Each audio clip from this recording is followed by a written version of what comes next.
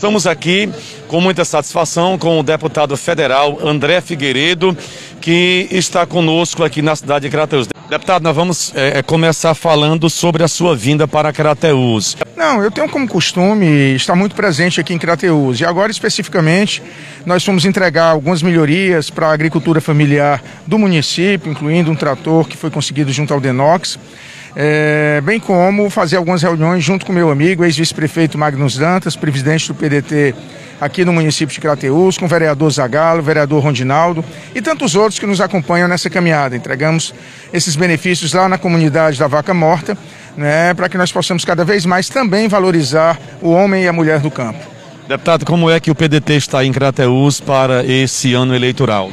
O PDT aqui em Crateús é um dos exemplos de organização partidária, é um partido que toma as decisões coletivamente e que tem projetos, não apenas eleitorais, mas acima de tudo de buscar recursos, seja junto ao governo do estado, seja junto ao orçamento federal, para que a gente possa cada vez mais fazer valer a máxima que sim, existe uma política com P maiúsculo e o PDT de Crateús faz isso. O PDT de Crateús, ele tem um projeto para Crateús e esse projeto de Crateús, logicamente, ele contamina todos os outros municípios no entorno. Crateús é uma cidade polo e nós queremos, claro, que contribua também para o projeto do Ceará avançar cada vez mais. Na política nacional, como é que o senhor avalia a inflação e a vida política do Brasil na atual situação de hoje? Bem, é um dos momentos mais difíceis que o nosso país passa.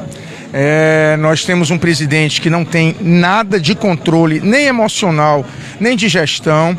Nós temos aí mais de 655 mil vidas perdidas por conta da demora em adquirir vacina, por conta do desdém que ele teve em, digamos assim, considerar inicialmente a Covid-19 como uma gripezinha, depois dizer que era mimimi, que era frescura, que não era coveiro, Isso tudo tem que ficar na nossa memória. A gente não pode esquecer que ele foi o grande responsável pela morte da maioria dos brasileiros e brasileiras, porque como presidente da República, ele tinha a obrigação, assim como fizeram todos os outros chefes de Estado do mundo, de trazer para si a responsabilidade.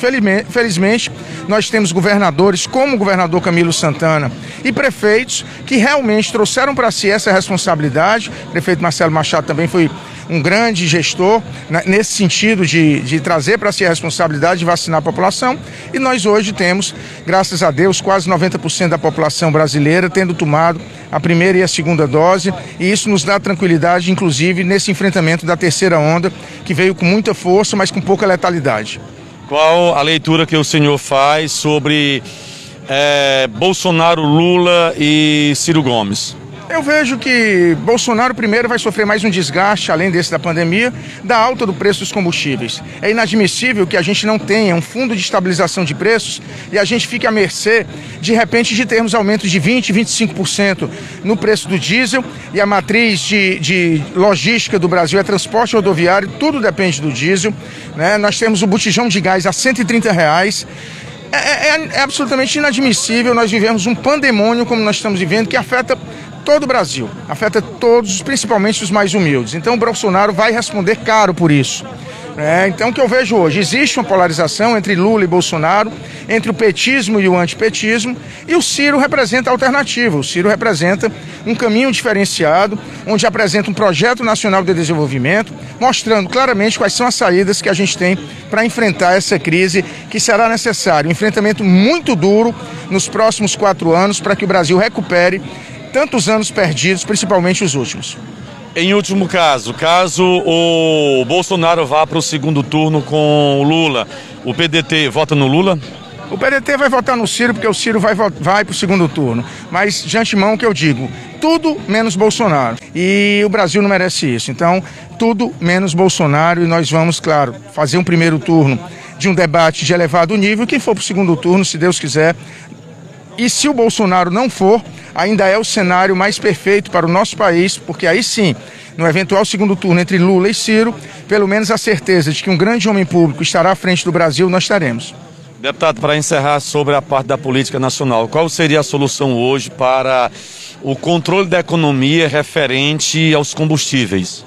Eu vejo que nós precisamos ter um fundo de estabilização composto por recursos dos royalties do pré-sal, composto por um aumento da contribuição social sobre o lucro líquido. O que é isso? É o que se tem de lucro as petroleiras pagar uma alíquota grande. É o lucro, não é o faturamento. Lucro. Se tem 103 bilhões de reais de lucro sendo distribuído para os rentistas, que dessa parte, 25% volte em forma de impostos e com isso se forme um grande colchão para estabilizar os preços no Brasil, bem como estabelecer uma banda. Se o preço do barril sobe para um determinado patamar, nós temos uma reserva que será utilizada para o preço do combustível não subir naquele patamar. Se ele desce, também a gente economiza. Vai para um fundo e justamente esse fundo vai ser utilizado no momento adequado quando o preço do barril subir daquela linha de corte. Como é que o senhor então coloca o caso do preço do barril diminuir o seu valor inicial e não chegar até o consumidor, como foi o que aconteceu recentemente? É um verdadeiro descontrole, é um verdadeiro privilégio dos acionistas da Petrobras, que são investidores internacionais. Você tinha um preço do barril há pouco tempo a $130, agora baixou de 100 e o preço do combustível não cai. Como é inadmissível também a gente vê por que o etanol, que não depende do preço do barril de petróleo, que não depende da variação cambial, que é um produto brasileiro, por que o álcool não se estabiliza? É verdadeiramente um cartel, né, entre os fornecedores de combustíveis e isso quem perde é o povo brasileiro.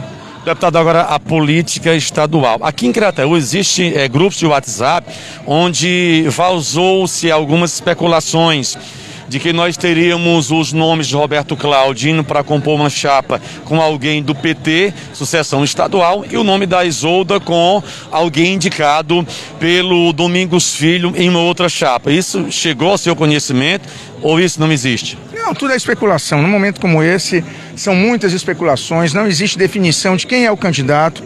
O PDT tem feito uma série de... Já fizemos 10 encontros regionais, um inclusive aqui em Crateús, faremos mais 2, que será um em Sobral dia 8 e outro em Itarema dia 9, e concluiremos os 12 encontros previstos. Os 4 pré-candidatos, Roberto Cláudio, Isolda, Evandro Leitão e Mauro Filho, são nomes extremamente qualificados e que no momento adequado saberemos definir em conjunto com as direções de outros partidos para que nós possamos ter um candidato que dê sequência ao grande trabalho iniciado pelo hoje senador Cid Gomes e muito bem sequenciado pelo grande governador Camilo Santana. Especulação de vice é natural ter, mas não existe absolutamente nada definido também.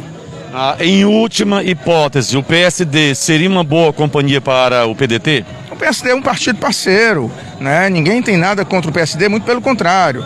O ex-vice-governador Domingos Filho, o deputado Domingos Neto, são pessoas aliadas, pessoas queridas. Então nós temos aí a convicção de que esse grupo de partidos que envolve PDT, PT, PCdoB, PSB, PSD, PP, né, e vários outros partidos, eles são extremamente bem-vindos e quaisquer um deles pode, claro, compor a chapa majoritária nas eleições de 2022. Deputado, para encerrar os momentos finais da nossa entrevista, como é que está o PDT a nível de Crateús? Está bem com a gestão? O PDT tem maiores pretensões para um futuro bem próximo? Não, o PDT está muito bem com a gestão, o prefeito Marcelo Machado é um bom parceiro do PDT, mas o PDT ousa, né? Nós vamos ter, a partir de 2 de abril, com a eventual saída do governador Camilo para se candidatar ao Senado, nós vamos ter a governadora do estado, que será a governadora Isolda. E o candidato ao governo será do PDT. Então, sim, nós temos pretensões para que em 2022 o PDT tenha 2024, o PDT tenha uma candidatura própria à prefeitura de Crateús. Deputado, veio somente mais uma pergunta na mente. O PDT foi procurado pelo PSD ou apenas especulações também? Para quê? Para a sucessão estadual. Não, o PDT está sempre em diálogo com o PSD, eu mesmo, juntamente com o senador Cid, com o ex-prefeito Roberto Cláudio, com o presidente Evandro Leitão, nós participamos de um grande evento do PSD na Assembleia Legislativa e lá, lógico, ele sempre está relacionado entre os parceiros, digamos assim, de uma longa caminhada que esse projeto tem.